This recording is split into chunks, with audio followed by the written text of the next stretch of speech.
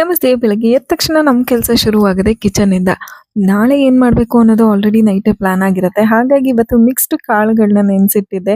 ಅದರಿಂದ ಪಲ್ಯ ಹೇಗೆ ಮಾಡೋದು ಅನ್ನೋದನ್ನ ಶೇರ್ ಮಾಡ್ಕೊತಾ ಇದ್ದೀನಿ. ಫಸ್ಟ್ ಕುಕ್ಕರಲ್ಲಿ ಕಾಳುಗಳನ್ನ ಒಂದು ವಿಜಿಲ್ ಕೂಗಿಸ್ಕೊಳ್ಳೋಕಿಡಿ. ಅದ್ರ ಪಕ್ಕದಲ್ಲೇ ಮತ್ತೊಂದು ಬಾಣಲಿಲಿ ಸ್ವಲ್ಪ ಎಣ್ಣೆ, ಜೀರಿಗೆ, ಸಾಸಿವೆ, ಒಣಮೆಣಸಿನಕಾಯಿ, ಬೆಳ್ಳುಳ್ಳಿ ಹಾಗೆ ಕರಿಬೇವಿನ ಸೊಪ್ಪು ಇದಿಷ್ಟು ಫ್ರೈ ಆದಮೇಲೆ ಸ್ವಲ್ಪ ಆನಿಯನ್, ರುಚಿಗೆ ತಕ್ಕಷ್ಟು ಟೊಮ್ಯಾಟೊ ಹಾಗೆ ಕಾಯಿ ತುರಿ ಇದಿಷ್ಟನ್ನು ಲೈಟಾಗಿ ಫ್ರೈ ಮಾಡಿ ಅದಾದ ನಂತರ ಅದಕ್ಕೆ ಮನೇಲಿ ಯೂಸ್ ಮಾಡುವಂತಹ ಸಾಂಬಾರ್ ಪುಡಿ, ಸ್ವಲ್ಪ ಚಿಲ್ಲಿ ಪೌಡರ್, ಲೈಟಾಗಿ ಗರಂ ಮಸಾಲ ಹಾಗೆ ಸ್ವಲ್ಪ ಧನಿಯಾ ಪೌಡರ್ ಇದಿಷ್ಟನ್ನು ಫ್ರೈ ಮಾಡಿಕೊಂಡು ಬೇಯಿಸಿರುವಂತಹ ಕಾಳಿಗೆ ಮಿಕ್ಸ್ ಮಾಡ್ಕೊಳ್ಳಿ.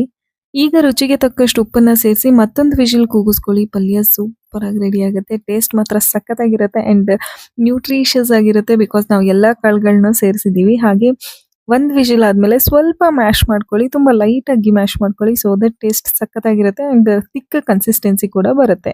ಪ್ಲೇನ್ ಚಪಾತಿ ಬೇಡ ಅಂತ ಇದ್ರ ಜೊತೆಗೆ ನಾನು ಬೀಟ್ರೋಟ್ ರೊಟ್ಟಿ ಮಾಡಿದ್ದೆ ಮಗನಿಗೋಸ್ಕರ. ಸೊ ಟೇಸ್ಟ್ ಹೇಗಿತ್ತು ಅಂತ ನೀವು ಕೂಡ ಟ್ರೈ ಮಾಡಿ ನನಗೆ ಕಮೆಂಟ್ ಮೂಲಕ ತಿಳಿಸಿ.